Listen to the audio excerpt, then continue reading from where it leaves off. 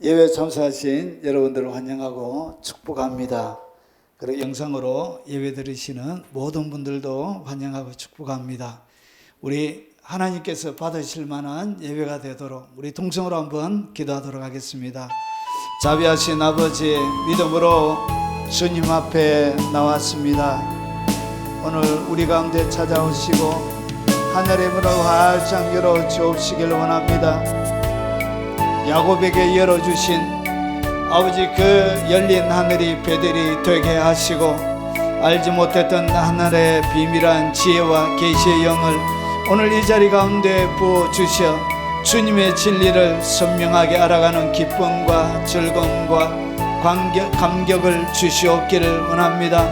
오늘 특별히 아버지 예배드리는 모든 하나님의 백성들에게, 영상으로 주님을 찾는 모든 백성들에게 주의 깊은 만지심이 있게 하시고 주님과 깊이 있게 동행하는 하나님의 사람들로 아버지 세워지는 시간이 되게 하옵소서.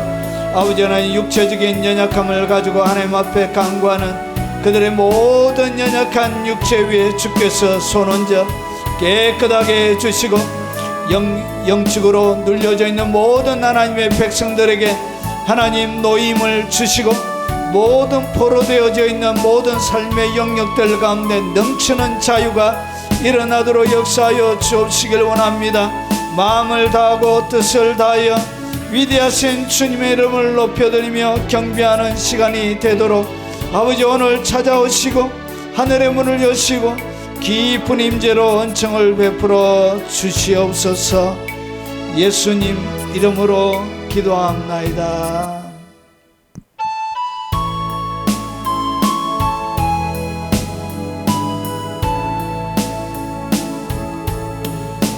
나의 모든 행실을 주여 기억하시고 바른 길로 인도하소서.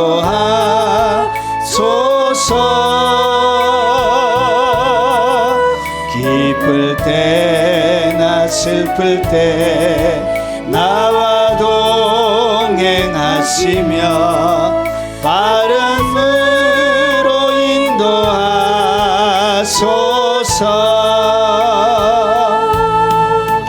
내 모든 형편을 다 기억하시고 늘 나와 동행하옵소서.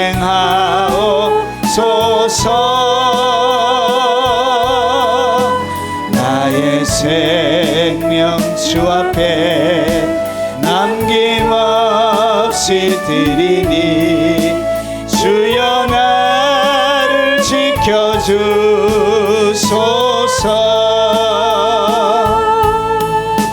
나의 모든 실수를 주여 용서하시고 바른 길로 인도하소서.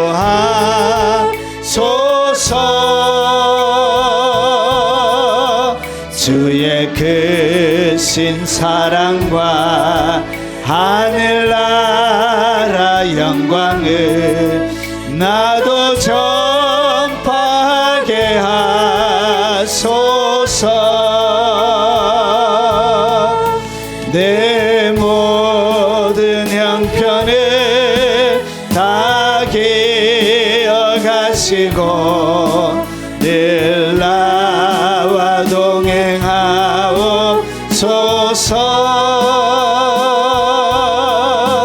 나의 생명 주 앞에 남김없이 드리니 주여 나를 지켜주소서.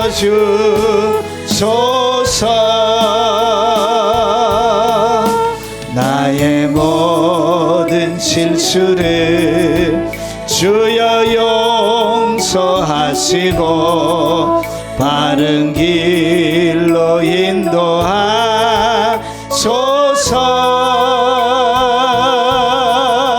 주의 크신 사랑과 하늘나라 영광을 나도 전파하게 하소서. 주옵소서.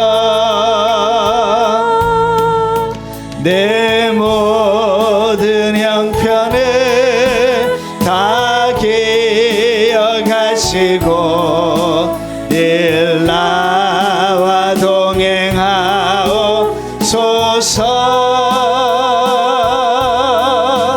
나의 생명 주 앞에 남김없이 드리니 주여 나를 지켜주소서.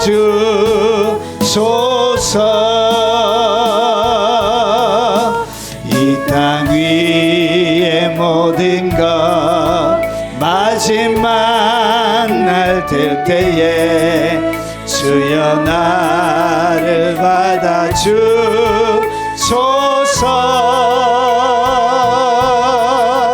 주의 얼굴 대할 때 귀한 상급 주시고 면류관을 쓰게 하소서. 내 모든 형편을 다 기억하시고 늘 나와 동행하옵소서.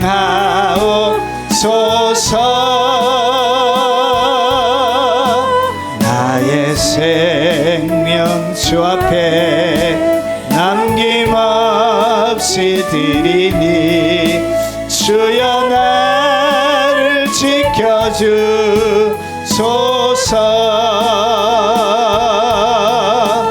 이 땅 위의 모든 것 마지막 날 될 때에 주여 나를 인도소서.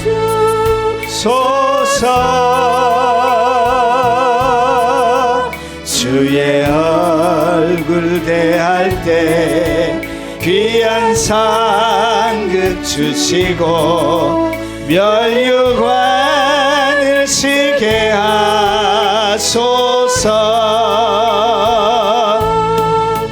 내 모든 형편을 다 기억하시고 늘 나와 동행하옵소서.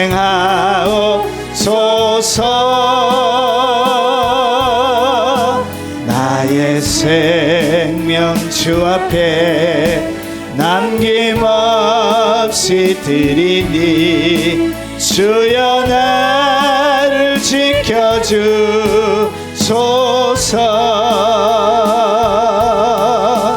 나의 모든 행실을 주여 기억하시고 바른 길로 인도하소서.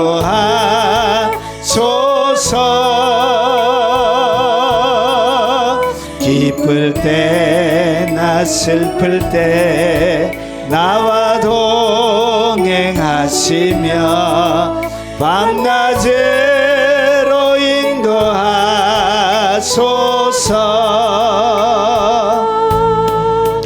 내 모든 형편을 다 기억하시고 늘 나와 동행하옵소서.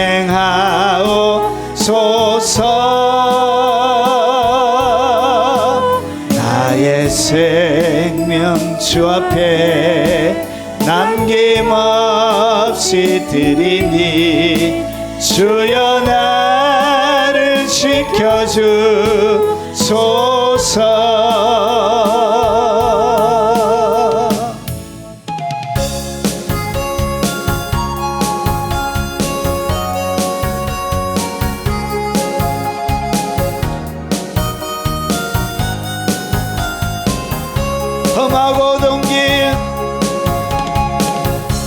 험하고 어두운 길 헤매일 때에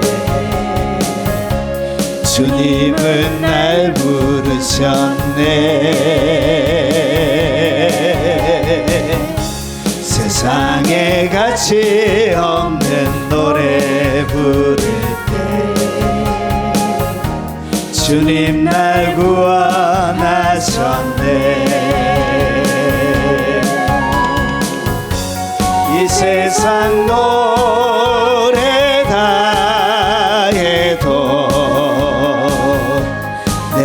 맘엔 기쁨 없지만 그러나 예생 찾았네 진실한 나의 노래를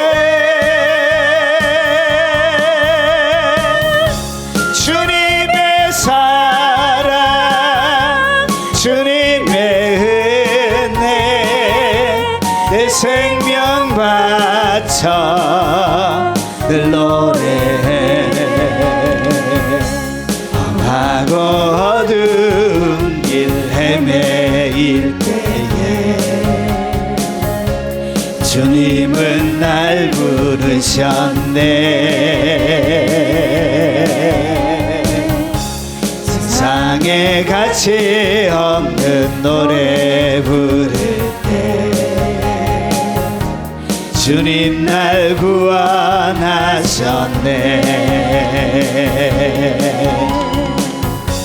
이 세상 노래다 해도 내 맘엔 기쁨 없지만 그러나 예생 찾았네 진실한 나의 노래를 주님의 사랑 주님의 은혜 내 생명 바쳐 늘 노래해 가시밭 험한 곳도 찾아가서 주님을 노래 부르리 내 주여 나와 함께 하시어서 늘 찬송하게 하소서 이 세상 노래다 해도 내 맘엔 기쁨 없지만 그러나 예생 찾았네 진실한 나의 노래를 주님의 사랑 주님의 은혜 내 생명 바쳐 늘 노래해 가시밭 험한 곳도 찾아가서 주님을 노래 부르리 내 주여 나와 함께 하시어서 늘 찬송하게 하소서 이 세상 노래다 해도 내 맘엔 기쁨 없지만 그러나 이제 찾았네 진실한 나의 노래를 주님의 사랑 주님의 은혜 내 생명 바쳐 늘 노래해 이 세상 노래다 해도 내 맘엔 기쁨 없지만 그러나 이제 찾았네 진실한 나의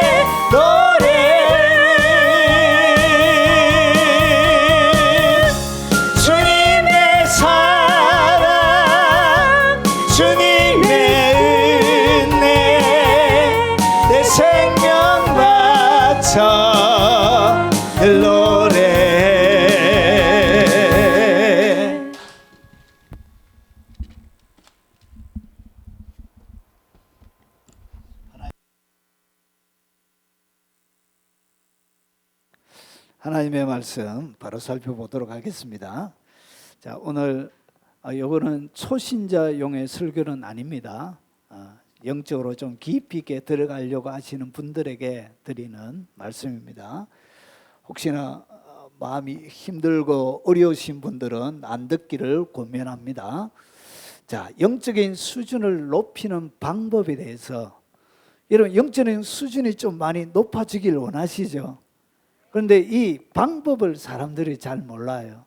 그런데 이 방법이 매력 있는 방법이 아니에요. 그런데 이 방법 외에는 다른 길이 없어요. 기도한다고 영적인 수준이 높아지는 게 아니에요. 자, 그러면 한번 살펴보겠습니다. 영적인 수준을 높이는 실제적인 방법입니다. 이것이 여러분 속에 머물러 있어야 주님과 더불어 동행하는 상태에 여러분이 이르게 되어집니다. 자, 그러면 부제로는 영적 거인들이 하는 근심이 뭔지 한번 살펴보겠습니다. 영적인 최고봉에 있는 사람들이 어떤 생각, 어떤 근심을 하는지를 살펴보면 이것과 수준을 높이는 방법이 똑같이 연결이 되어집니다. 자, 한번 보겠습니다. 하나님의 말씀은 고린도 후서 7장 11절 말씀입니다. 우리 한 줄밖에 안 되니까 우리 같이 소리내어서 큰 소리로 한번 읽어보겠습니다. 보라, 하나님의 뜻대로 하게 된 이 근심이 너희로 얼마나 간절하게 하며 얼마나 변정하게 하며 얼마나 분하게 하며 얼마나 두렵게 하며 얼마나 사모하게 하며 얼마나 열심히 있게 하며 얼마나 벌하게 하였는가. 일체 너희 자신의 깨끗함을 나타내었느니라. 아멘. 자, 성경 속에는 서로 위배되는 진리들이 존재합니다. 여러분 어떤 성경에 보면 오늘 여기에서 보니까 근심은 주님이 뭐 하지 말라고 그랬냐? 근심하지 말라고 그랬죠. 그런데 근심하지 말라고 했는데 오늘 우리가 읽었던 고린도후서 7장 11절에 보니까 하나님의 뜻대로 하게 된 근심도 있대. 그러니까 이것은 주님께서 요한복음 14장 1절과 2절에 보면 너희는 마음에 근심하지 말라 그랬잖아. 마음에 근심하지 말라고 그랬는데 오늘 여기에서는 주님이 하셨던 이야기와 전혀 반대적인 뭐 하고 있죠? 하나님이 기뻐하는 근심도 있대. 근심이 있대, 근심. 여러분 많은 성경에는 근심하지 말라가 훨씬 많습니다. 그래서 누가복음 12장 29절에도 너희는 무엇을 먹을까 무엇을 마실까요? 구하지 말라. 구하지 말며 근심하지도 말라. 이렇게 이야기. 그러니까 주님이 뭐 하지 말라. 먹고 마시고 이 땅 가운데 사는 것 때문에 뭐 하지 말라. 근심하지 말라 그래요. 그리고 너희는 마음에 근심하지 말라. 그런데 한두 군데가 있는 게 아니에요. 빌립보서 4장 6절을 보면 아무것도 염려하지 말고, 여러분 오늘 여기서 염려라고 되어져 있어서 염려는 근심과 다르다 이렇게 하지만 원문에는 똑같이 되어져 있습니다.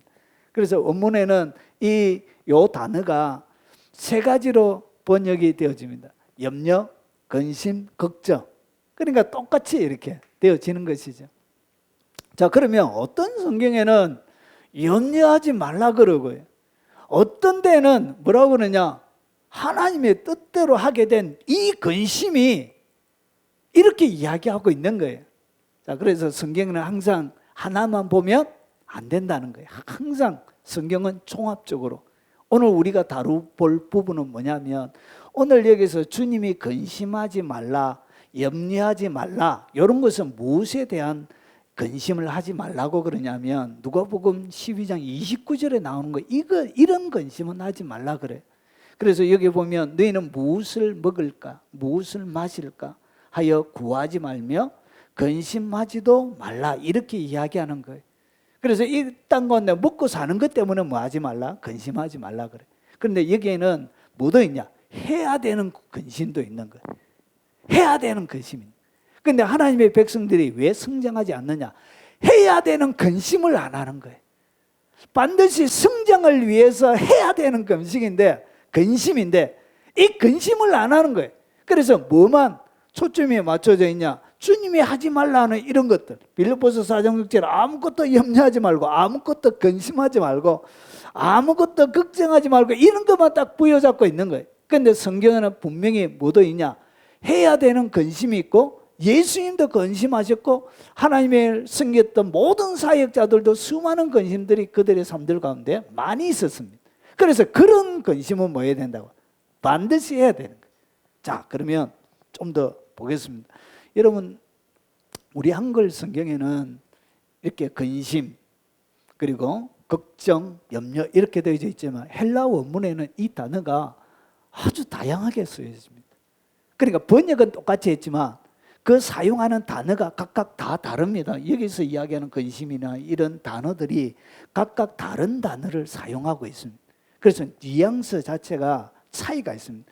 여기서 너희는 마음에 근심하지 말라 하는 이 근심은 심령 가운데서 불안, 초조 이런 것들을 이야기하는 근심이에요. 그래서 각각 달라요. 그래서 이 헬라의 근심, 염려, 걱정, 슬픔 이런 것들 나타내는 감정적인 어려움을 나타내는 단어가 총 12개가 나옵니다. 이 12개를 각각 헬라 단어는 다른데 똑같이 번역을 해놓은 거예요. 그래서 그 정확한 의미를 많이 놓치고 있는 거예요. 우리가 오늘 했던 이 가장 많이 사용하는 단어는 루페오라는 단어입니다. 신약 성경에는 26회 사용되어 있고요. 그리고 오늘 우리가 읽었던 이 메림나우는 19회 사용이 되어졌습니다. 그리고 그 다음에 빈번하게 나오는 단어가 뭐냐면 오늘 우리가 읽었던 요한복음 14장 1절에 나오는 그 근심하다는 단어에 타라소인데 이거는 원래는 뒤 흔드는 것을 얘기합니다. 막 움직이는 것, 마음이 뒤 흔들려지는 것, 마음이 막 움직이는 것 이런 걸 하지 말라 그런 거예요. 그래서 조금 뉘앙스적으로 차이가 있습니다. 이것은 여러분들이 멈춰놓고 한번 살펴보기 바랍니다. 이것만 해도 시간이 많이 걸리기 때문에 바로 넘어가겠습니다. 자, 그러면 바울은 영적인 수준을 높이는 방법으로 무엇을 설명하고 있는지를 잘 보세요. 오늘 바울이 우리가 읽었던 고린도후서 7장 11절에 하나님의 뜻대로 하게 된 이 근심이 너희로 얼마나 간절하게 합니다. 그러니까 근심이 우리의 영적인 영역을 어떻게 만든다고요? 간절하게 만드는 거예요. 그러니까 근심이 아무런 무조건 기쁨만 있는 사람들은 영이 잘 성장이 안 돼요. 여러분, 이 근심과 기쁨이 항상 같이 가요. 영적인 거룩한 근심과 영적인 기쁨이 항상 같이 연결되어져서 가는데 왜 기쁨을 우리가 맛보지 못하냐면 여러분 거룩한 근심을 안 하는 거예요. 거룩한 근심이 그에게 없기 때문에 하늘의 기쁨을 맛보지 못하는 거예요. 이 두 개는 동전처럼 항상 같이 가요. 자, 그러면 이 하나님 뜻대로 하게 된 근심이 내 삶들 가운데 충만해질 때 그때 여러분의 영이 어떻게 간절하게 하나님 앞에 간절하게 되어지고 변정하게 하고 분하게 하며 두렵게 하며 사모하게 하며 열심 있게 하며 얼마나 벌하게 하였는가. 너희가 그 일에 대하여 일체 너희 자신의 깨끗함을 나타내었는데 오늘 이 우리가 개역 개정 성경으로는 피부에 와닿지 않는 단어들이 몇 개가 있습니다. 그래서 피부에 와닿게 번역한 성경이 있습니다. 자, 공동 번역이 훨씬 피부에 와닿게 원문에 가깝게 번역이 되었어요. 잘 번역을 했어요, 이게. 자, 보십시오. 오늘 여기서 간절하게 한다는 얘기는 뭐냐면 열심을 가지게 됐다는 거예요. 그러니까 하나님의 뜻을 따라서 겪는 바로 그 상심. 그 상심이 뭐라고요? 그게 바로 근심이죠. 하나님이 뜻대로 하게 하는 그 상심, 그 근심이 우리의 영혼에 어떤 영향력을 미치냐면 열심을 일으키는 거예요. 죽어버린 열심이 어떻게 일어난다고요? 근심 때문에 일어납니다. 하나님이 뜻대로 하게 하는 그 근심이 여러분의 심령 가운데서 열심을 일으키는 거예요. 그리고 여기에 자신의 무죄를 입증하게 되었고, 그러니까 자신이 거룩하다는 것, 자신이 죄인이 아니라는 것을 계속 뭐 한다고요? 입증하게 되어졌다는 것이죠. 자, 그리고 여기 보니까 그 다음에 의분이 생기고 거룩하게 살지 못한 부분, 이런 영역 때문에, 그리고 넘어져 있는 부분, 내가 자빠져 있는 그 부분 때문에 뭐가 생긴다? 거룩한 의분이 막 속에서 막 일어나게 되는 거예요. 그런 것이 무엇 때문에 일어난다고요? 하나님의 뜻대로 하게 되는 근심이 우리 심령 가운데 일으키게 되는 거예요. 자, 그리고 두려워할 줄 알게 되었고, 그러니까 누구를 두려워하죠? 하나님을 두려워할 줄 알게 되는데 어떻게 우리가 하나님을 두려워하게 되느냐? 하나님의 뜻대로 하게 하는 근심이 우리 속에 가득할 때 그 가득한 근심을 통해서 그 근심에 무게에 짓눌려서 하나님 앞에 가까이 나아감을 통하여 뭐가 일어나냐? 두려워할 줄 알게 되는 거예요. 그리고 그리워하는 마음이 생겨요. 하나님을 향한 그리워하는 마음이, 하나님을 향한 애타는 사랑이 그때 생겨나게 되는 거예요. 뭐 때문에 생겨난다고요? 하나님의 뜻대로 하게 되는 바로 그 근심이 주님을 그리워하게 되는 거예요. 자, 그리고 헌신하려는 마음이 뭐 때문에 생긴다고? 어떤 데 생긴다고? 하나님이 뜻대로 하게 하는 근심이 있어야 그 다음에 그 열매로 뭐가 생기냐? 헌신하려는 마음이 생기는 거예요. 자, 그리고 악을 징벌할 줄 알게 되었다. 이것은 뭐냐면 내 삶들 가운데 악이 일어나는, 내 공동체 가운데 악이 일어나는 것에 대하여 뭐 할 줄 알게 된다고.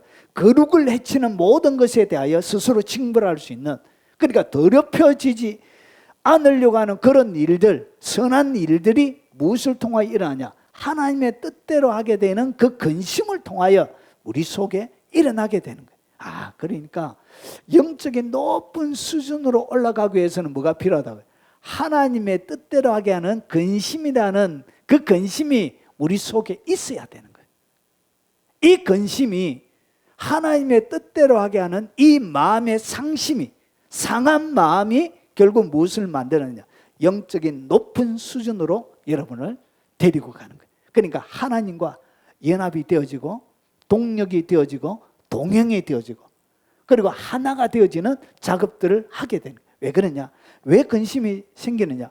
하나님의 영역에 도달하지 못하는 자기의 모습이 너무나 주님 앞에 가까이 가면 갈수록 너무 많이 보이는 거예요. 주님 앞에 너무나 거리가 먼 죽지 않는 자아가 자기 자신이 계속 보이는 거예요. 그래서 뭐 할 수 없다고요? 동행하지 못하는 것 때문에 하나님 앞에 거룩한 하나님의 뜻을 따라 일어나는 마음의 상심이 일어나는 것입니다. 근심이 일어나는 것입니다. 자, 이 표준 세번역은 뭐 비슷하게 했습니다. 열성, 변호, 의분, 두려워하는 마음, 그리워하는 마음, 그 열정, 응징. 자, 이것을 딱 정리하면 이런 것입니다. 자, 하나님의 뜻대로 하게 하는 이 근심을 통해서 여러분의 영적인 영역 가운데 뭐가 이루어지냐? 열심이 생기는 거예요. 왜 열정이 일어나지 않느냐? 근심이 여러분의 식어버린 하나님 앞에 열정이 없고 미지근하는 그런 상태에서 나의 미지근한 상태를 바라보며 뭐하게 되어졌다고? 하나님의 뜻대로 하는 근심이 속에 충만하게 일어나야 됩니다. 근심이 일어나야 뭐가? 그 근심을 통해서 그 근심이 뭘 일으키냐? 열심, 간절함, 열정을 불러일으키는 거예요. 자, 그리고 자신의 무죄를 입증하게 됩니다. 자신이 죄인이 아닌 것을 끊임없이 증명하면서 경건하게 거룩하게 살고 싶은 그런 마음들이 생기게 되는 거예요. 다시는 내가 죄인으로 인정받을 수 있는 어떤 일도 하지 않겠다는 하나님의 뜻대로 하게 하는 그 근심, 마음이 상해보니까 그 마음 상하는 게 너무 힘이 든 거예요. 하나님과의 단절을 통하여 내가 겪게 되지는 그 마음의 상함, 하나님과의 멀어짐, 이게 너무 견디기가 힘든 거예요. 그래서 어떻게 하냐? 자신의 무죄를 계속 증명하면서 살고 싶어 하게 되는 열정이 생기는 거예요. 그리고 거룩한 의분이 생기는 거예요. 내가 넘어지고 자빠지고 할 때마다 내 속에 내가 왜 이렇게 이러면 안 되는데 내가 정신 차려야 되는데 도대체 왜 이래? 주여 나의 모든 행실을 주여 용서하지. 이렇게 가슴을 치면서 하나님 앞에 나가게 되는 거룩한 의분이 생기는 거예요. 그리고 거룩한 두려움이 생겨요. 하나님 앞에 하나님의 뜻대로 하게 하는 그 근심이 그분 앞에 두려움을 가지게 하는 거예요. 그리고 사모함, 그분을 사모함, 그리워하는 마음이 생기는 거예요. 여러분, 이 근심에 하나님과 멀어져 있는 가까이 연합되어지지 못하는 그런 멀어짐이 결국은 내 속에 뭘 일으키냐면 하나님을 향한 사랑의 불이 활활 타게 되는 거예요. 그래서 그 속에서 장작이 띄어지는 거예요. 그 영적인 하나님이 기뻐하는 근심 속에서 영적인 장작들이 하나씩 쑥쑥 들어가는 거예요. 여러분의 죽지 않는 자아가 하나님의 불을 일으키는 장작이 되는 거예요. 그래서 하나씩 자아가 계속 날마다 의분을 일으킬 수밖에 없는 넘어지는 나의 이 장작, 못된 자아가 이것이 장작이 돼가지고 성령의 불을 붙이고 빛을 내게 되는 일들이 일어나게 돼요. 주님을 향한 사랑도 주님이 하게 하시는 이 근심 속에서 사랑이 커가는 거예요. 무조건 교회 다니면 행복만을 추구하는 사람은 뭐 할 수 없다고요? 성장할 수가 없습니다. 그래서 오늘 이 하나님의 뜻대로 하는 이 근심이 7가지를 만드는, 그러고 나서 헌신하고 싶은 마음이 생겨요. 주님 앞에 다 드리고 싶은 거예요. 주님 앞에 내 모든 것을 바쳐서 주님을 사랑하고 싶은 거예요. 그리고 악을 징벌하는, 내 삶의 영역 가운데, 내 공동체 가운데 악이 존재하지 않도록 뭐 한다고요? 철저하게 거룩이 훼손되어지지 않도록. 그래서 예전에는 이런 교회가, 중세시대에 교회 3대 표지가 있습니다. 하나는 말씀을 올바로 전거해야 되고요. 종교개혁시대에 교회가 되려고 하면 3가지는 있어요. 말씀의 올바른 선포, 그 다음에 성례가 있어요. 성례는 2개입니다. 세례식과 성찬식. 그리고 또 하나가 있는데 그게 뭐냐? 권징입니다. 권징. 그러니까 이 권징은 우리 교회는 장로교회입니다. 그러니까 장로가 되려고 하면 적어도 25명에 25명이 되면 한 분의 장로를 세울 수 있습니다. 장로 되려면 적어도 자기가 몇 명은 전도해야 된다고. 25명의 대표이기 때문에 자기가 25명은 전도해야 기본적인 장로를 투표할 수 있는 자격이 주어지는 거예요. 25명의 대표거든. 이렇게 해서 이제 장로들이 모인 회를 당회라 그럽니다. 당회에서 주일날 빠지고, 그리고 이제 나쁜 짓 하고 사기치고 이러면 여러분 교회에서 뭐하냐? 권징을 행하는 거예요. 그래서 성찬식, 수찬정지, 성찬식에 참여하지 마시오. 그리고 6개월 근신, 모든 공식 행사에서 모든 자격을 박탈시키고, 그리고 그래도 말을 안 들으면 출교합니다. 출교. 우리 교회에서 더 이상 당신은 우리 교회 교인이 아닙니다 하면서 출교시켜요. 이것을 갖다 권징이라고 그래요. 권징. 요 3가지가 있어야 진짜 교회. 근데 대한민국 교회는 뭐가 사라졌죠?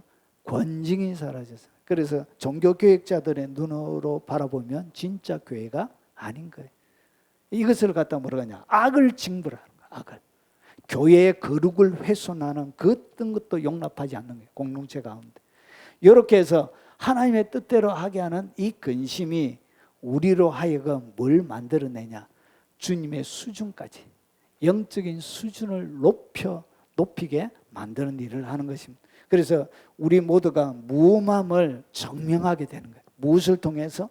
하나님의 뜻대로 하게 하는 이 근심을 통해서 내가 무엄한 사람이다라고 사람들에게 하나님 앞에도 증명하게 되는 거예요. 그래서 영적인 수준을 높이는 주님의 방법이 뭐라고 바울은 소개하냐? 그것이 바로 하나님의 뜻대로 하게 하는 근심이 삶들 가운데 녹아 있어야 돼요. 이 근심이, 하나님 뜻대로 하게 하는 근심이 없는 사람은 영적인 높은 수준에 이룰 수가 없게 되는 거예요. 자, 그러면 영적인 수준을 높이는 방법은 어떤 근심을 하느냐에 따라 결정이 됩니다. 어떤 근심에 내가 사로잡혀 있냐. 이 세상에 여러분 주님이 하지 말라고 한 먹고 마시고 입고 이 땅 가운데 사는 아주 동물적인, 그런데 근심한다면 그런 사람들은 여러분 영적인 성숙한 단계에 이룰 수가 없는 것이죠. 그래서 무엇을 내가 지금 근심하고 있느냐. 결국은 성숙하기 위해서는 근심의 영역을 바꿔야 돼요. 여러분의 삶들 가운데 살아가면서 근심하는 종류를 바꿔내야 돼요. 이 근심하는 종류를 바꿔야만이 그 근심을 통해서 여러분이 높은 영적인 수준까지 이르게 되어집니다. 자, 그러면 영적인 거인들은 어떤 근심을 했는지를 딱 찾아봐야 되겠죠. 그래야 내 삶들 가운데도 이 하나님의 영적인 거인들과 똑같은 근심을 할 수 있게 되는 거예요. 자, 해야 되는 근심이 뭔지. 첫 번째는 죄에 대한 근심이에요. 죄에 대한 근심이 있어야 돼요. 여기 첫 번째 출발점이에요. 여러분 고린도후서 7장 9절부터 10절에 보면 내가 지금 기뻐함은 너희로 근심하게 한 까닭이 아니요 도리어 너희가 근심함으로 회개함에 이른 까닭이라. 결국은 회개하기 위해서는 뭐가 반드시 있어야 된다. 근심이 먼저 있어야 그 다음에 내가 영원한 하나님의 심판을 받을 수밖에 없다는 그 근심이 내 속에 머물러 있어야 뭐가 터진다고요. 회개함이 이렇게 되어진다는 거지. 그냥 와가지고 무조건 허벌레 아이 교회 재밌네, 아유 죽이는데 이렇게 해가지고 막 이렇게 지내서는 안 된다는 거지. 그래서 근심함으로 뭐가 이르게 되냐, 회개의 영이 터지는 거예요. 영적인 하나님이 기뻐하시는 근심이 내게 있어야 그 다음에 뭐가 일어나냐, 회개가 내 삶들 가운데 일어나게 되는 것입니다. 그래서 이 회개함을 통하여 내가 지금은 기뻐함은, 이 기쁨이 주어지는 것이죠. 잃어버린 기쁨을 회복하게 되는 거예요. 그래서 너희가 하나님의 뜻대로 근심하게 된 것은 우리에게 아무 해도 받지 않게 하려 함이니라. 그러니까 하나님의 뜻대로 하게 하는 근심을 해야 우리 삶들 가운데 영적으로 해를 입히는 것들을 뭐 할 수 있다고요? 잘라내는 거예요. 잘라내고 제거해내는 거예요. 그래서 이 하나님께서 기뻐하는 근심이 내 삶들 가운데 없기 때문에 허리멍텅한 미지근한 신앙을 살아가게 되는 거예요. 그래서 성장하지 못하는 거예요. 자라나지는 못하는 거예요. 하나님의 뜻대로 하는 근심은 후회할 것이 없는 구원에 이르게 하는 회개를 이루는 것이. 그래서 죄에 대한 깊은 근심이 거룩과 비례합니다. 죄에 대한 깊은 자각, 그 각성이 여러분을 거룩한 하나님의 사람으로 만들어가는 거예요. 그래서 바울이 영적으로 성장하면서 처음에는 나는 사도 중에 지극히 작은 자다 이렇게 이야기하다가 인생의 말년에 그가 영적으로 성숙하고 나서 고백이 달라요. 어떻게 하냐? 나는 죄인 중에 괴수다. 그러니까 이 세상에 자기 당대에 살아가는 모든 죄인들 가운데 우두머리가 자기다 이렇게. 누구보다도 주님을 위하여 헌신하고 최선을 다하여 주님의 영광만을 위해서 모든 것을 버리고 헌신한 그가 그렇게 하는 거예요. 그러니까 영적인 최고봉에 올라가면 올라갈수록 뭐가 가슴 속에 더 깊이 있게 각인이 되면 자기가 엄청난 죄인, 자기가 얼마나 가공할 만큼 무서운 죄인이란 깊은 인식이 더욱더 확장이 되시는 거예요. 자라나게 되는 거예요. 여러분 죄에 대한 근심이 있어야 회개의 영이 터져요. 여러분 왜 회개가 안 되냐? 죄에 대한 근심이 없기 때문에 회개의 영이 안 터지는 것입니다. 그래서 뭘 맛보지 못한다고요? 하늘의 기쁨을 맛보지 못하는 거예요. 세상의 근심은 사망을 이루는 것이라 무엇을 먹을까, 입일까, 마실까 그런 것을 이야기하는 것입니다. 자, 그리고 로마서 7장 21절과 24절에 보면 바울이 자기의 내면 가운데 일어나는 영적인 것들을 이렇게 설명합니다. 그러므로 내가 한 법을 깨달았다. 바울 자신이 한 법을 깨달았는데 뭘 깨달았냐? 선을 행하기 원하는 나에게 악이 함께 있는 것이라. 하나님의 진리 말씀을 따라 살고 싶은데 자기에게 뭐도 함께 있더라고요. 악도 여전히 함께 있는 거예요. 그러니까 선한 마음도 있고 악도 함께 있대요. 그러면서 내 속사람은 하나님의 법을 즐거워하대. 그러니까 선을 행하기 원하는 그것이 뭐라고요? 자기의 속사람이고 이것이 하나님의 법을 즐거워하는데 자기 속에 내 지체 속에 한 다른 법이 내 마음의 법과 이 마음의 법은 뭐냐면 속사람의 법이요 하나님의 법을 즐거워하는 거죠. 선을 행하기 원하는 그런 법인데 그런데 내 마음의 법과 싸워 내 지체 속에 있는 죄의 법으로 나를 사로잡는 것을 보도다. 그러니까 육체의 법이 있던 거예요. 오늘 여기에서 죄의 법으로 소개되어지고 있는 내 지체 속에 있다는 이야기는 내 육체 속에 있다는 거예요.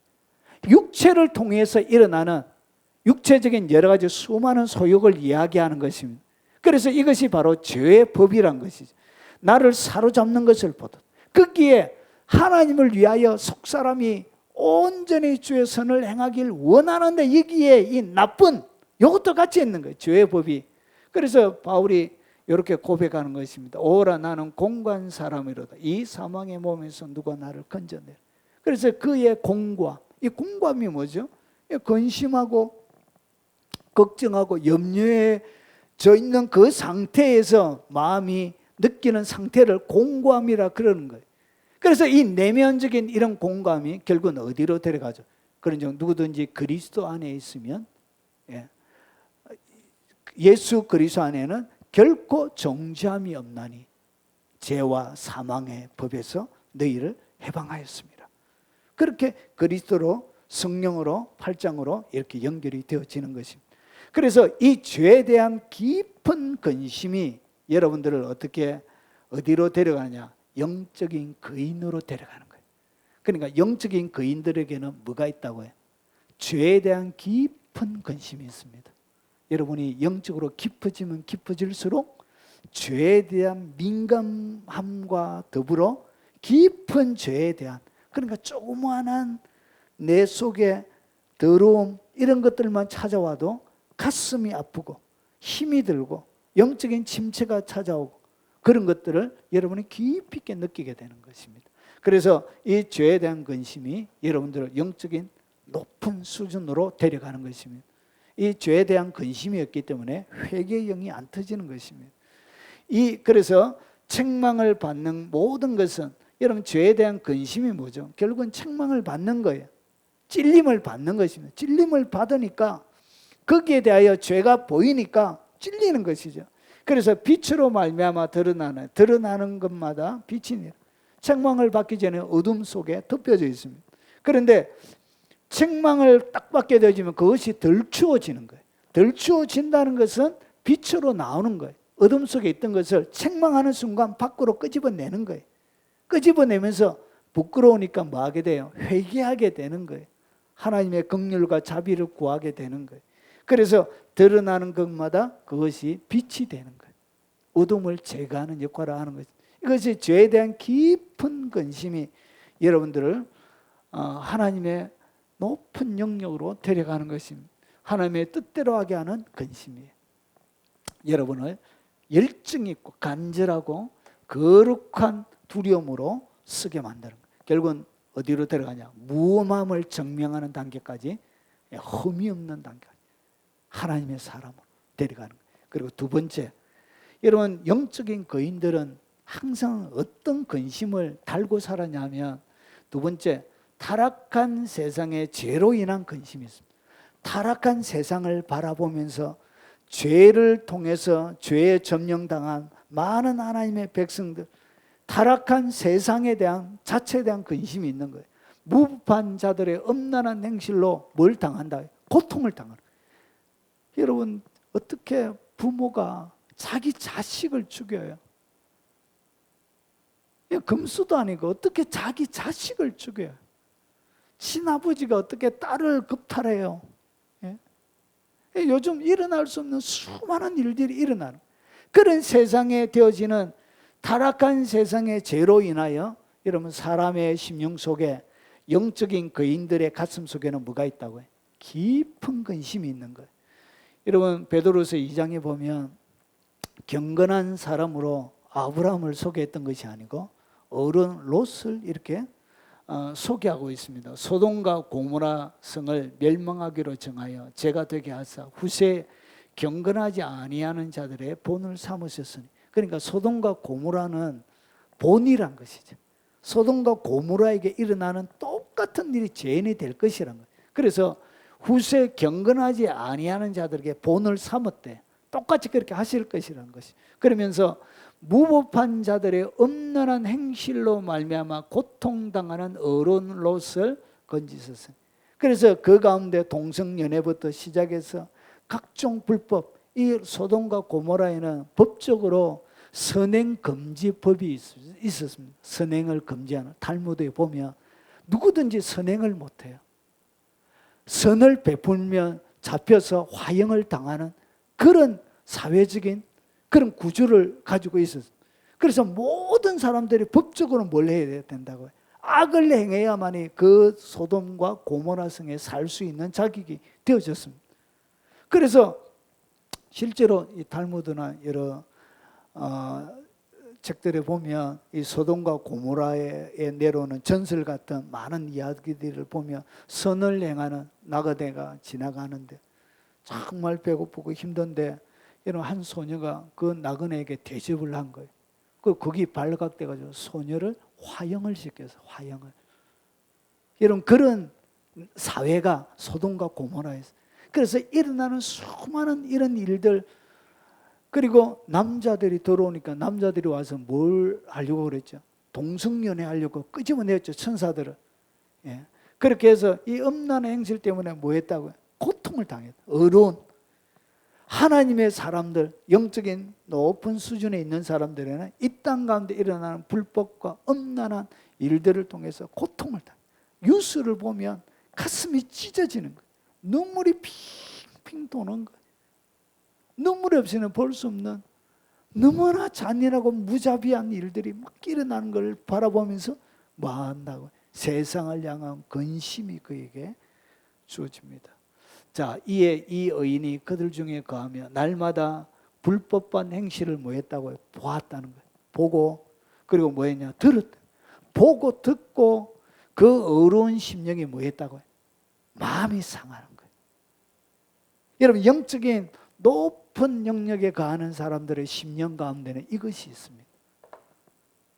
이것이 뭐냐? 하나님 아버지가 이 세상을 바라보는, 예수님께서 이 세상을 바라보는 그 예수님의 마음이 바로 이 마음이에요. 예수님과 똑같은 마음을 가지게 되는 거예요. 사랑하는 여러분, 세상이 즐길 거리 많이 있는 재밌는 세상으로 보이십니까? 그러면 여러분 아직 멀으신 것입니다. 이 세상에 불법이 일어나는 일들을 바라보면서 이런 고통을 당할 수 있는 그런 마음이 여러분 속에도 있길 바랍니다. 그것이 영적인 높은 영역에 가는 그인들에게 있던 마음이에요. 주께서 경건한 자는 시험에서 건지실 줄 아시고, 욥이 왜 아브라함의 기도 때문에 여러분 시작이 되어지긴 했지만 롯 자체도 하나님께서 뭐하였다고 해요? 건져줄 만큼 경건한 사람이었다는 거예요. 그것을 오늘 베드로가 우리에게 성경을 통해서 증언해주고 있는 것입니다. 아브라함의 기도 때문에만 아니란 것이죠. 그 자체도 뭐 했다고요? 경건한 자로 인정을 받았다는 것이죠. 그리고 이것이 바로 하나님의 뜻대로 하게 하는 근심이에요. 이런 근심이 여러분 속에 많이 있어야 돼요. 여러분 이 땅 가운데 성공, 축복, 여러분 좋은 직장, 좋은 대학, 여러분 이렇게 바라는 사람들에게는 이 메시지가 매력 있는 메시지가 아니에요. 아이씨, 예수 믿는 거 힘드네. 초신자용이 아니에요. 자, 그리고 세 번째, 믿지 않는 민족과 가족들로 인한 근심이 있습니다. 여러분 영적으로 민감하고 높은 영역으로 올라가면 이것이 반드시 생기게 되어져 있습니다. 여러분 내가 그리스도 안에서 참말을 하고 거짓말을 하지 아니하노라. 나는 큰 근심이 있는 것과 마음에 그치지 않는 고통이 있는 것을 내 양심이 성령 안에서 나와 더불어 증언하니. 오늘 바울이 뭐라고 그러냐? 여러분 자기 속에 뭐가 있다? 큰 근심과 마음에 그치지 않는 고통이 있다. 그러면서 왜 그가 마음에 큰 근심과 그치지 않는 고통이 있냐? 내 양심이 성령 안에서 더불어 증거하는데 나의 형제 곧 골육 친척을 위하여 내 자신의 저주를 받아 그리스도에게 끊어질지라도 원하는 바로다. 결국 믿지 않는 자기의 가족들 골육 지친 때문에 뭐 한다고요? 근심하는 것입니다. 여러분 이런 근심은 뭐 해야 되죠? 해야죠. 이런 근심을 해야 그를 위해서 뭐 해줄 수 있죠? 기도하는 거예요. 기도. 결국 모든 일은 기도를 통하여 진행되어지는 것입니다. 기도해나면 그분의 가장 정확한 때에 하나님께서 일하시는 것입니다. 우리가 그들을 말을 고삐를 잡아서 냇가로 데려오는 것처럼 그렇게 끌어올 수 있는 힘과 능력이 없잖아요. 오직 기도로 나가는 것입니다. 그래서 기도 나가려고 하니까 뭐가 생겨요? 그 불신자들 때문에, 믿지 않는 가족, 친척들 때문에 가슴이 근심이 되는 거예요. 그들 앞에 펼쳐질 미래를 생각하면서 근심에 깊이 있게 잠기게 되는 것이죠. 그래서 이런 것들은 뭐 하는 것이냐? 하나님이 기뻐하는 금식이랍니다. 이런 근심을 해야 여러분 영혼이 구원을 받는 것입니다. 그리고 출애굽기 32장 31절과 33절에 보면 모세가 여호와께로 다시 나아가 여짜오되 슬프도소이다. 이 백성이 자기들 위하여 금신상을 만들어서 하는 큰 죄를 범하였나. 시내산에 올라가서 40일 뒤에 내려오니까 돌판을 들고 내려오니까 땅에서 뭐가 일어나죠? 우선 금신상을 만들어가 송아지 만들어가지고 막 제사하고 춤추고 예배하고 그런 일이 일어난 거예요. 그래서 32절에 그러나 이제 그들의 죄를 사시옵소서. 그렇지 아니하면 원하건대 주께서 기록하신 책에서 내 이름을 지워버려 주옵소서. 누구 때문에 기도하고 있죠? 예. 그 버림받은 금신상을 만들어 우상 숭배했던 그들이 받을 그 진노 때문에 이 모세가 기록하신 주의 책에서 내 이름을 지워버려 주십시오. 이렇게 하면서 그들 위하여 중보하게 된. 그래서 민족을 향한 이 일가 친척을 향한 그런 사랑의 마음이 있는 거예요. 여러분 33절에 성경에서 기록됐다가 생명책에서 지워지냐 안 지워지냐? 지워집니다. 성경에 정확하게 기록이 되어 있습니다. 한 번 구원이 영원한 구원이 아니라는 것을 성경은 여러 군데 이야기합니다. 오늘 보십시오. 여호와께서 모세에게 이르시되 누구든지 내게 범죄하면 내가 내 책에서 그를 지워버리리라. 제가 거짓말로 이렇게 하는 거 아니에요. 여러분 생명책에 기록되어도 뭐 할 수 있다고? 지워버릴 수 있습니다. 주님이 뭐 한대요? 지워버린대요. 이런 구절이 많이 있습니다. 그런데 왜 한 번 구원을 영원한 구원이라고 그렇게 거짓말 해가지고 그 영혼들이 버림받게 하는지 제가 도무지 이해를 못하겠어요. 도무지. 한두 구절이 아니에요. 버림받는 자가 너무 많아요. 속이 타요, 속이. 그렇게 이야기하는 사람을 또 좋다고 따라다녀요. 목사님 최고다. 은혜가 넘친다. 영혼이 죽는지도 모르고 은혜가 넘친다고 막 기가 막혀요. 기가 막혀. 제가 한번 더 보겠습니다. 누구든지 내게 범죄하면 내가 내 책에서 그를 지워버리리라. 지워집니다. 예. 성경은 이렇게 기록하고 있습니다. 자, 그리고 디모데전서 5장 8절에 누구든지 자기 친척, 친족, 특히 자기 가족을 돌보지 않으며 믿음을 배반한 자요. 불신자보다 더 악한 자네요. 가족을 돌보지 않는 자는 불신자보다 믿음을 배반한 자라고 이렇게 이야기합니다. 여러분이 다 구원하지 못해도 여러분 뭐는 해야 된다고? 그 영혼이 구원받도록 철저하게 중보하고 그 뒤에서 그 영혼이 살아나도록 해야 되는 거예요. 그 근심 가운데 사로잡혀 있어야 되는 거예요. 그것은 하나님이 기뻐하는 금식이에요. 여러분 그 근심을 통해서 여러분이 더 어렵게 되죠. 거룩하게 되죠. 더 열정과 주님의 사랑이 충만하게 채워져 가는 거예요. 이런 것을 통해서 아버지의 사랑을 깨닫는 거예요. 영혼을 향한 그 아버지의 깊은 사랑을 깨닫는 거예요. 이것이 바로 하나님의 뜻대로 하는 근심입니다. 그리고 네 번째, 믿음을 배반하고 타락한 교인들과 그리고 교회를 향한 근심이 있었습니다. 바울이 먹고 사는 문제 때문에 그가 한 번도 근심한 적이 없어요. 그런데 이 바울이 이렇게 이야기합니다. 빌립보서 3장 18절에 보면 내가 여러 번 너에게 말하였거니와 이시도 눈물을 흘리며 말하노니. 여러분 왜 눈물을 흘리죠? 눈물을 흘리기 전에 마음에 뭐가 먼저 일어나요? 마음의 극한 근심과 염려 때문에 눈물이 터져 나오는 게 속이 터져서 근심이 폭발해가지고 눈물이 나오는 것입니다. 너무나 일이 안 되고 너무나 근심이 기름 부음이 충만하게 그때 터지는 거예요. 터져서 눈물이 나오는 거예요. 그래서 여러 사람들이 그리스도의 십자가의 원수로 행하는 예수님을 믿고 나서 잘 보십시오. 작은 사람이 했습니까? 여러 사람이 예수님의 십자가의 원수로 행했습니까? 여러 사람이에요. 여러 사람이. 성경에는 다 이렇게 되어 있습니다. 이런 마태복음 7장에 했던 좁은 문처럼 넓은 문처럼 성경에는 다 이런 식으로 되어져 있어요. 자세히 성경을 보세요. 오늘 여기 보니까 이제도 눈물을 흘리며 말하는 여러 사람이 한두 명이 아니에요. 대부분의 사람들이, 여러 사람이 그리스도의 십자가의 원수로 행하는, 자기를 위하여 생명까지 내어주시며 그 사랑을 보여주셨던 그 예수 그리스도의 십자가의 원수로 행하는 거예요.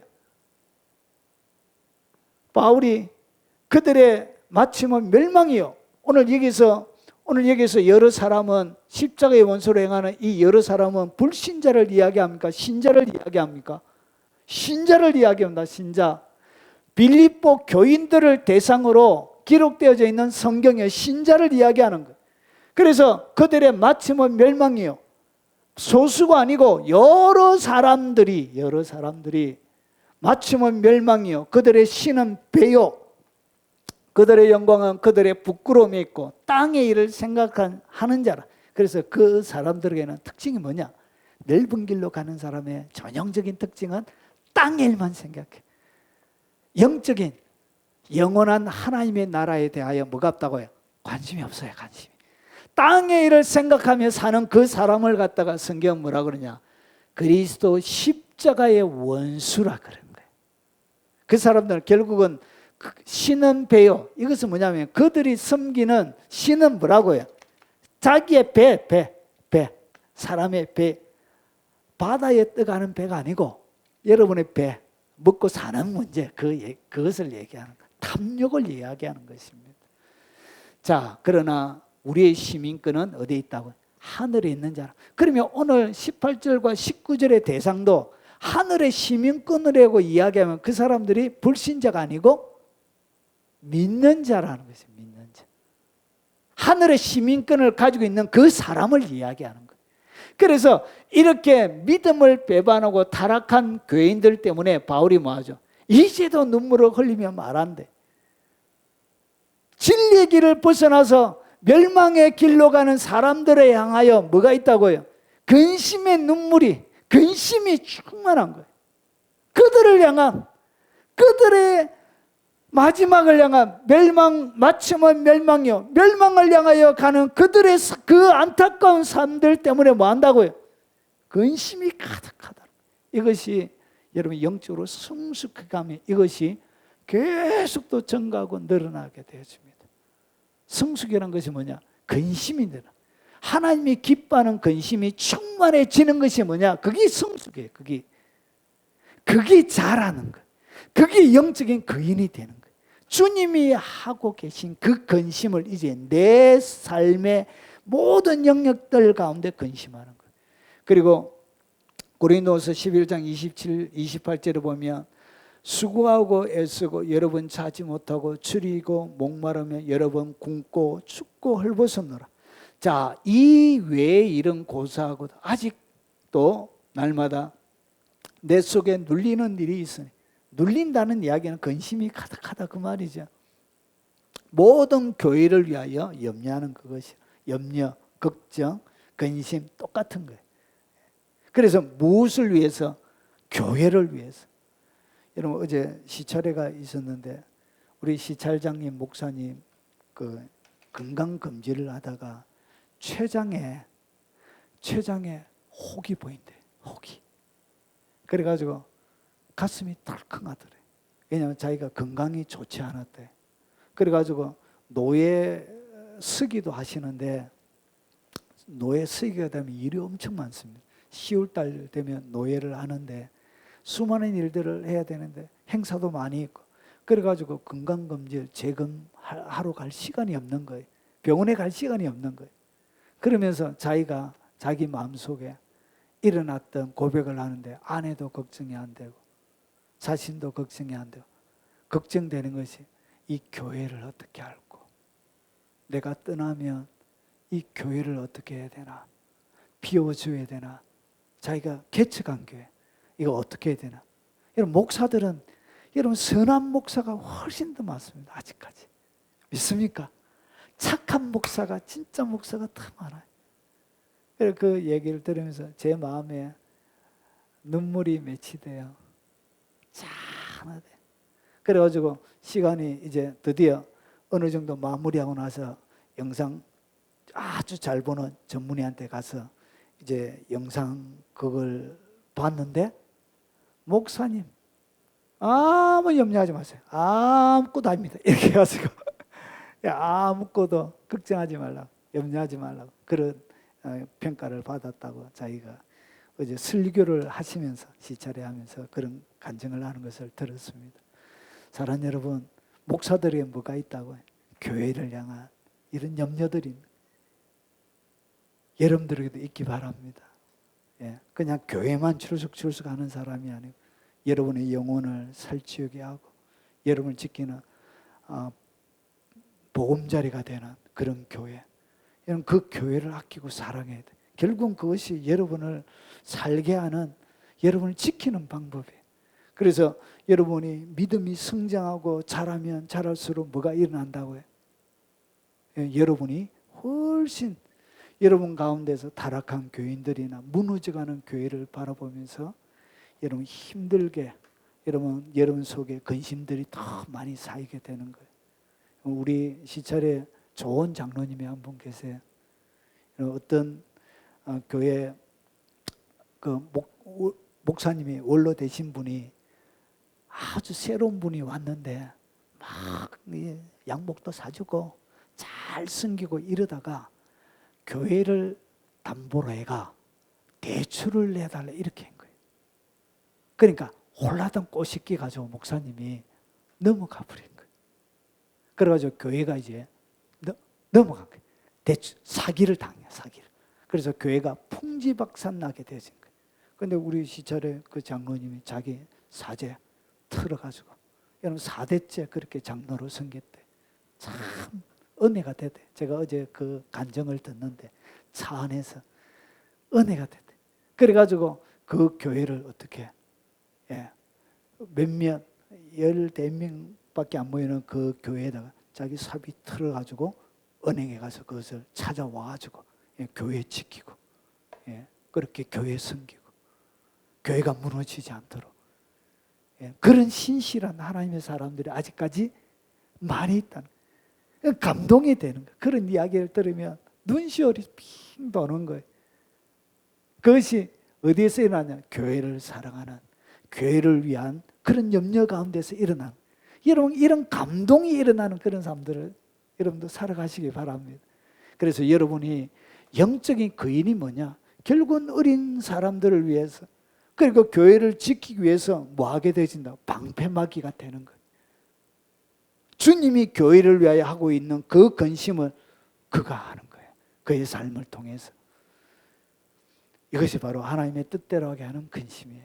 그리고 나라의 장래와 다음 세대를 위한 근심이 있습니다. 여러분 저출산으로 우리나라가 참으로 위급하죠. 여러분 이 예레미야도 어찌하면 내 머리는 물이 되고, 머리가 물이 됐대요. 머리가.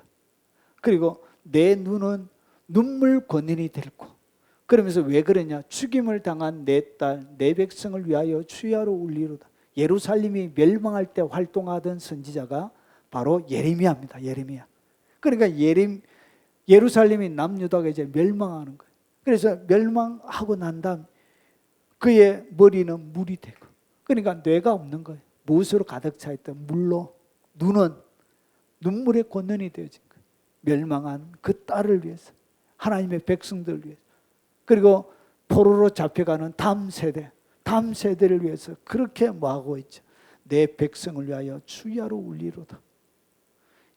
예레미야 13장 17절에 너희가 이를 듣지 아니하면 나의 심령이 너희 교만으로 말미암아 은밀한 곳에서 울 것이며 여호와의 양떼가 사로잡힘으로 말미암아 눈물을 흘려 통곡하리라. 결국은 무너져가는 나라를 바라보면서 통곡이 터져 나오는 거예요. 그 근심이 근심이 충만하면 통곡이 터져 나오는 것입니다. 통곡이 뭐냐? 근심 충만이에요. 하나님의 뜻대로 하는 근심이 가득 들어차 있는 상태에서 통곡이 나오는 것입니다. 이런 것을 하나님이 뭐 하시냐? 기뻐하시는 거예요. 여러분 이렇게 한번 울어보시기 바랍니다. 이것 때문에 울어야 되는 거예요. 이것을 위해서 우는 사람이 필요한 거예요. 어머니와 같은 그런 사람이 필요한 거예요. 아버지와 같은 사람이 필요한 거예요. 무너져가는 이 시대를 위해서. 그리고 사명, 하나님의 뜻이죠. 하나님의 뜻, 하나님 사명 완수를 위한 근심이 있습니다. 예수님께서 겟세마네 동산에서 마태복음 26장 37절과 39절에 베드로와 세베대의 두 아들을 데리고 갈새 고민하고 슬퍼하사. 예수님도 뭐가 가득했다? 고민, 슬픔이 가득한. 왜 고민과 슬픔이 가득했냐? 십자가를 져야 되는 그 하나님의 비전, 그 하나님의 사명이 그의 눈앞에 이제 시간이 다 된 거예요. 이에 말씀하시되 내 마음이 매우 고민하여 죽게 되었으니 얼마나 마음이 힘들고 어려웠더니 예수님께서 매우 고민하여 죽게 되어졌대요. 매우 고민하여 너희는 여기 머물러 나와 함께 깨어 있으라 하시고 좀 나가서 얼굴을 땅에 대시고 엎드려 기도하여 이르시되 내 아버지여 만일 할만하시거든 이 잔을 내게서 지나가게 하옵소서. 그러나 나의 원대로 마옵시고 아버지의 원대로 하옵소서 하시고 그 하나님의 뜻들을 이루기 위하여 마하더라고요. 근심하고 여러분 슬퍼하는 이런 슬픔들이 누구에게 있다고요? 영적인 거인들에게 있는 거예요. 예수님에게 있었던 거예요. 여러분 성장하고 싶은 실제적인 여러분의 마음의 의도가 무엇입니까? 능력, 권능을 받아가지고 세계적인 사람으로 인정받기를 원하십니까? 높임을 받기를 원하십니까? 특별한 사람으로, 스페셜한 사람으로 여러분이 사람들의 칭송받기를 원하십니까? 주님의 영적인 최고봉에 올라가 있던 사람들에게는 이 6가지가 머물러 있었습니다. 뭐가 충분했다? 하나님이 기뻐하는 금식, 근심으로 심령이 채워져 있었던 사람이란 것이죠. 예수님께서 심한 통곡과 눈물과 간구와 소원을 하나님께 올려드린 것처럼 예수님의 심한 통곡과 눈물과 간구와 소원을 그의 속에 담고 하늘이 주시는 근심으로 주님을 대신하여 이 땅 가운데 통곡하며 눈물 뿌려 사는 그런 사람을 하나님이 찾는 거예요. 주님이 찾으시는 사람이 그런 사람이에요. 오대양 육지주를 다니면서 능력과 권능을 내가며 수많은 사람들 모아가지고 하는 그런 사람도 필요하고 중요하지만 진짜 하나님이 찾으시는 사람은 아버지의 마음에 있는 근심을 그의 근심 삼아 할 수 있는 그런 사람이에요. 이것이 바로 하나님의 뜻대로 하는 근심입니다. 자, 정리하겠습니다. 영적인 수준을 어떻게 높이느냐? 영적인 수준을 높이는 최고의 비결은 영적인 거인들이 하는 근심을 여러분이 하면 됩니다. 이게 영적인 수준을 높이는 방법이에요. 여러분 지금까지 하는 이 근심의 영역을 영적인 거인들이 하는 근심으로 바꿔가면 주님과 뜻과 생각과 계획들이 연합이 되어져요. 그래서 어떻게 되지냐? 주님이 계신 그곳으로 여러분이 올라가게 되는 거예요. 자, 죄에 대한 근심이 있어야 돼요. 이것이 그인들 속에 늘 머물러 있었던 거예요. 그리고 타락한 세상의 죄를 인하여 일어나는 근심이 있어야 돼요. 그리고 믿지 않는 민족과 가족들로 인한 근심. 여러분 이런 것이 없으면 그 인간이 아니죠. 믿음을 배반한 자라고 바울이 그러잖아요. 그리고 믿음을 배반하고 타락한 교인들을 향한 근심이, 교회를 향한 근심이 있는, 그리고 나라의 장래와 다음 세대를 위한 근심이 있는, 그리고 사명 완수를 위한 근심이 그에게 있는 거예요. 이렇게 딱 하면 근심하는 자 같으나 항상 기뻐하고, 이것이 뭐냐? 역설적이게 이 하나님의 근심이 머물러 있는 자에게 하나님이 뭘 주냐면 하늘의 기쁨을 그때 맛보게 돼요. 여러분 하늘의 기쁨은 이 근심 뒤에 주시는 것입니다. 왜? 여러분이 영이 기뻐하는 예수님이 우리에게 주기를 원하셨던 내게 있는 기쁨을 내가 너에게 준다 하는 그 예수님에게 있는 이 기쁨을 맛보지 못하느냐? 이 기쁨은 어디 뒤에 있다고요? 주님이 기뻐하는 근심 뒤에 있습니다. 뒤에. 그러니까 이 주님이 기뻐하는 근심이 없기 때문에 뭘 경험하지 못하냐? 하늘의 기쁨을 못 경험하는 거예요. 그러다가 한 사람이 돌아와 보십시오. 여러분 그렇게 애타게 기도하는 한 사람이 돌아와 보십시오. 천국에서 일어나는 잔치를 땅에서 맛보게 되는 거예요. 하나님의 무너져가는 교회가 다시 세워질 때 그의 헌신과 수고, 눈물 뿌려 기도했던 그 가슴 아픈 그것을 주님이 어떻게 하냐? 위로, 하늘의 위로로 위로해 주는 것입니다. 자, 그래서 근심하는 자 같으나 항상 기뻐하는 기쁨이 여기에 있는 거예요. 바울은 그렇게 눈물과 근심으로 살았지만 그에게는 한없이 내가 다시 말하노니 기뻐하고 기뻐하라 이렇게 말할 수 있었던 이유가 여기에 있는 거예요. 왜 하늘의 기쁨이 없느냐? 주님이 기뻐하는 근심이 없기 때문에 그래요. 그리고 에녹이 하나님과 동행하고, 여러분 주님이 좋은 것만 이렇게 하는 것이 진짜 동행이 아니고, 여러분 진짜 여러분이 진짜 친구는 언제 아느냐? 여러분이 가장 어려울 때 도와줄 때 그게 비수에 딱 꽂히는 거예요. 비수에 가슴에 딱 각인이 돼. 여러분 언제 도와줘야 되는지 아십니까? 여러분 외에는 도와줄 리가 없을 때 그때 도와줘야 돼. 그때 딱 도와주면 그것은 여러분이 그 사람의 가슴에 여러분이 칼로 새기는 것과 같은 효과를 내게 돼. 그가 진짜 사람이라면, 인간이 아닌 아주 배신을 밥 먹게 하는 사람이라면 그것은 예외이지만 대부분의 사람들은 가슴에 딱 새겨지게 되는 거예요. 저도 잊을 수 없는, 정말 교회 45가지 부교육자 만 19년 하고 쫓겨나서 사례가 없을 때, 더 이상 수입이 없을 때, 여러분 그 교회 한 권사님이 여러분 매달 그렇게 수입이 많은 분이 아니에요. 그냥 한전의 공무원이었는데 7개월 동안 매달 100만 원씩 자기 수입의 거의 뭐 한 3분의 1쯤 되지요. 그럼 그게 쉽지 않습니다. 자기 부모님도 있고 아들도 2명 있는데 100만 원 하기가 쉽지 않습니다. 그렇게 계속 7개월 동안 도와주셨습니다. 여러분 제가 그 사랑을 잊을 수가 없습니다. 여러분 그것은 제 가슴에 각인이 되어져 있습니다. 각인. 그것이 뭐냐? 그분이 어려울 때 여러분 다른 사람의 기도와 그분을 향하여 제가 기도하는 것은 다릅니다. 그분이 저에게 뭘 만들어줬냐면 다락방 하나를 만든 거예요. 제 사에게, 제 마음의 밭에 다락방 하나를 딱 가지고 있는 기적의 다락방을 그분이 딱 만드신 거예요. 그분이 어려울 때 제가 생명을 걸고 기도해 줍니다. 이해가 되시죠? 그게 각인이 되는 거예요. 가슴에 각인.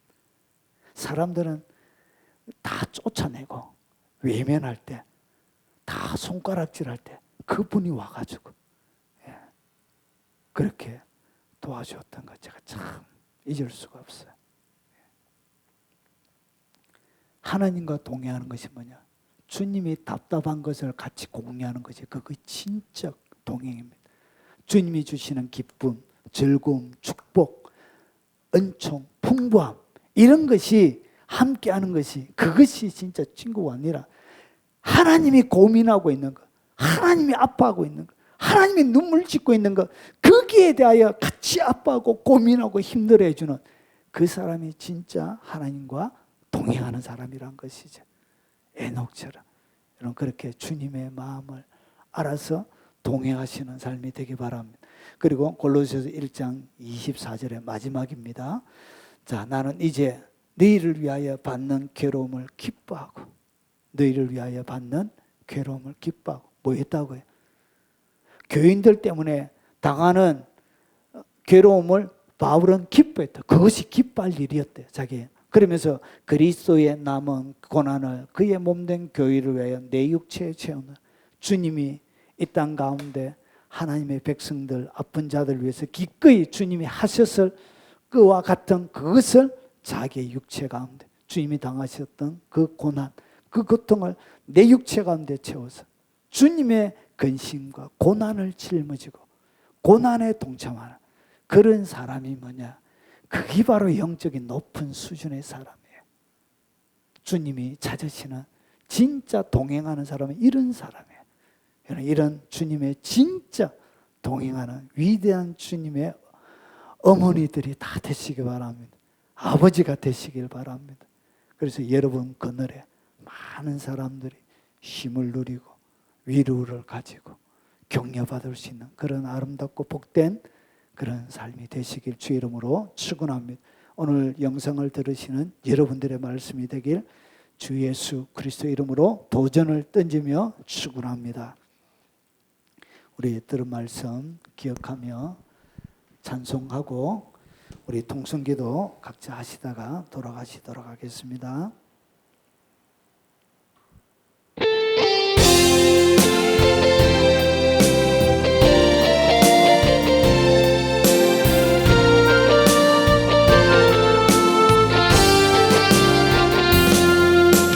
나를 버리고 그의 길을 가는 것 이 세상 그 무엇보다 어려움 내려놓은 내 안에 예수 그분만 생각할 때 하늘의 그 손 일하시네. 그분의 마음 그분의 시선 그분의 원하심을 내 맘에 두는 것 십자가 그 길 그곳에 나설 때에 주님 나를 통해 일하시네. 그 사랑 나를 살리신 그 사랑 하늘의 모든 영광 다 내려놓으시 내 삶도 그렇게 내려놓습니다. 주님 기뻐하시는 그 길 가렵니다. 그 사랑 나를 살리신 그 사랑 하늘의 모든 영광 다 내려놓으시 내 삶도 그렇게 내려놓습니다. 주님 기뻐하시는 그 길 가렵니다. 그 사랑 나를 살리신 그 사랑 하늘의 모든 영광 다 내려놓으시 내 삶도 그렇게 내려놓습니다. 주님 기뻐하시는 그 길 가렴. 오늘 들은 말씀을 놓고 동서로 기도하도록 하겠습니다. 자비하신 아버지 감사합니다. 오늘 아버지 영적인 최고봉에 있는 하나님의 사람들이 어떤 생각과 어떤 마음으로 살았는지 오늘 하나님의 말씀을 통하여 같이 살펴보았습니다. 자비하신 아버지 우리의 온 일생을